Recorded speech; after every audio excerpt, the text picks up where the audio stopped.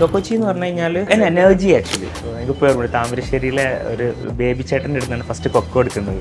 അങ്ങനെ കൊക്കോ ശരിക്കും എന്താണെന്ന് വെച്ച് കഴിഞ്ഞാൽ വീട്ടിൽ വെച്ച് ഉണ്ടാക്കിയപ്പോൾ മിക്സിയൊക്കെ കേടുന്നിരുന്നു. പക്ഷേ അതൊരു ചോക്ലേറ്റ് ഉണ്ടാക്കാൻ പറ്റി വീട്ടിൽ. അവിടെ നിന്നാണ് ഒരു കോൺഫിഡൻസ് കിട്ടിയത് നമുക്ക് തന്നെ ചെയ്യാന്നുള്ള രീതിയിൽ.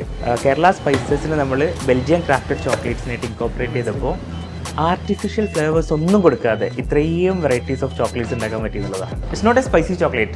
പക്ഷേ ഇന്ത്യൻ കൊക്കോ അതിനൊരു യുണീക്നെസ് ഉണ്ട്. പക്ഷെ നമ്മൾ മനസ്സിലാക്കുന്ന വെച്ചാൽ നമ്മളിങ്ങനെ ഓൺ ഗോയിങ് പ്രോസസ്സിൽ നമുക്ക് ഒരു ഇവിടുന്ന് കേരള സോഴ്സ് ചെയ്തിട്ടുള്ള കൊക്കോ ഇനി ഗ്ലോബലി കൊണ്ടുപോകാൻ പറ്റും.